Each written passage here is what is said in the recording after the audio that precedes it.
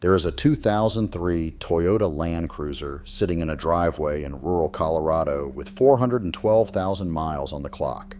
Original engine, original transmission, never been apart.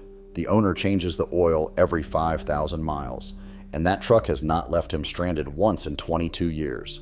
One driveway over, a 2022 full-size truck just threw a check engine light at 41,000 miles. The diagnostic fee alone was $280. A failed sensor on the cylinder deactivation system, a technology crammed in to squeeze out 1 extra mile per gallon on the EPA test cycle. Total bill, $1,100. A 3-week wait for a dealer appointment. This video names the early 2000s cars and trucks that have already proven themselves across 2 decades of real use. The specific engines worth hunting for, why this era was the sweet spot in automotive history, and the checklist to find one before they disappear. Number 1. The golden era of mechanical simplicity. The early 2000s were a genuine window. Cars from that era had electronic fuel injection and OBD2 diagnostic ports, so any mechanic with a basic scan tool could read fault codes in a parking lot.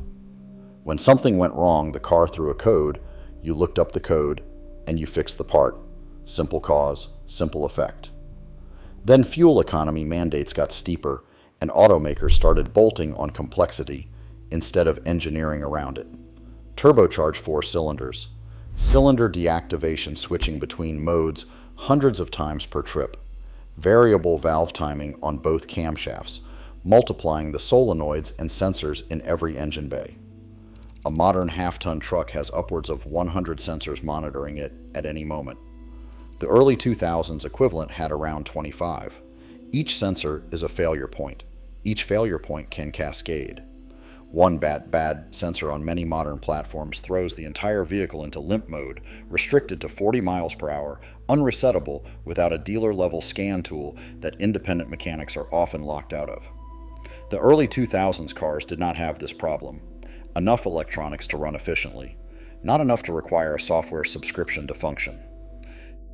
Number 2, the million-mile power plants. The Toyota 2UZ-FE is a 4.7-liter V8 that went into Land Cruisers, Tundras, and Sequoias from 1998 through 2007. Cast iron block, timing belt, dramatically understressed for its displacement. There are documented examples in fleet service that crossed 1 million miles on the original short block. Change the timing belt on schedule, and this engine simply does not wear out. The Honda K-Series is a 2.0 to 2.4-liter inline-4 found in the Civic, Accord, CR-Vi, and Element from 2001 through 2011. Timing chain, forged steel crankshaft, mechanically simple VTEC that survives 200,000 miles without internal work. A 2005 CR-V with a K24 and clean records routinely hits 250,000 miles before needing anything opened up. The GM 3800 Series 2Vi6 is the surprise. General Motors put this 3.8-liter pushrod V6 into the Buick LeSabre, Pontiac Grand Prix, and Chevrolet Impala in enormous quantities from 1995 through 2005. Originally designed for higher output rear-wheel drive applications, it was running at roughly 60% of its structural limits in a front-wheel drive family sedan. The result, 300,000-mile engines in daily driven Buicks. Find one with clean oil and no overheating history, and you have found something built for a harder life than it ever lived. Number 3, the smartphone effect. A modern truck's 14-inch infotainment screen controls the climate system, the audio, the backup camera, the parking sensors, and on some trim levels, interfaces directly with the transmission shift mapping. When it fails, everything fails. There are active class action cases involving trucks where a screen failure locked climate controls at a fixed temperature, produced full volume static with no way to mute it, and removed access to certain drive modes. Repair costs ranged from $3,000 to $7,000. A 2004 Toyota Camry's radio is a separate unit with physical buttons. If it breaks, a $49 junkyard replacement takes 20 minutes. The climate controls are knobs wired directly to the blend door motors. Analog systems fail at lower rates, fail predictably, and can be fixed by any mechanic without a factory software subscription. Number 4. The true cost. A fully optioned full-size truck today costs $70,000 to $80,000, and it loses 35 to 45% of its value in the first 3 years. On a $70,000 truck, that is $28,000 gone before you finish paying for it. The average new vehicle loan is running around $730 per month, over 72 months. That is a 6-year commitment on an asset losing value faster than you can pay it down. Then add the repair picture. Modern trucks with cylinder deactivation and advanced emissions systems are generating significant repair bills in the 30,000 to 50,000 mile range. The active fuel management lifter failures in certain GM 5.8 engines have produced hundreds of thousands of warranty claims, and they spawned massive multi-year legal battles and settled class actions, with repair costs from $2,000 to $5,000 per incident. Many owners have experienced it more than once on the same engine. Compare that to a 2003 Toyota 4Runner with the 1GR FE V6, bought today for $6,000 with clean records. Full depreciation already absorbed. Any mechanic can read its fault codes with a $20 Bluetooth OBD2 adapter.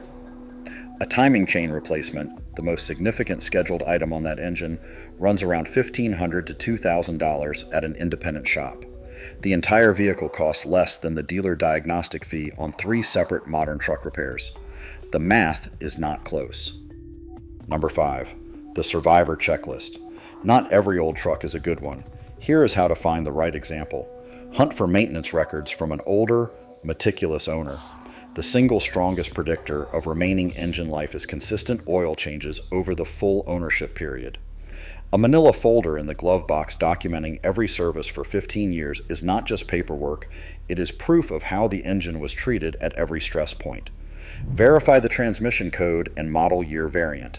Some engines were paired with transmissions that did not share the same longevity. The Toyota A750F behind the 2UZ FE is generally strong, but specific years have known torque converter failures that only appear when the transmission is warm. Research the combination before you buy. Check the frame. This is the one that kills structurally sound early 2000s trucks. Vehicles that spent their lives in Michigan, Ohio, or Illinois, anywhere road salt runs from November through March, can have compromised frames even when the engine is perfect.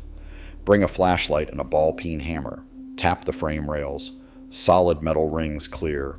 Rust hollowed metal thuds. Check the welds where cross members meet the main rails and the area around the rear leaf spring hangers where stress accelerates rust. If the frame is compromised, walk away regardless of everything else. A clean-framed, early 2000s Toyota, Honda, or GM with a legendary engine, verified transmission, and documented maintenance will outlast 3 consecutive new vehicles. Not because of nostalgia, because of engineering decisions made during a window when automakers had the technology to run reliably, but had not yet been pressured into building products designed to be replaced. The vehicles exist. They are still out there. Go find one before the people who already know about this buy every last example. If you want the specific model, years to avoid on every platform we covered, that breakdown is next. Subscribe so you do not miss it.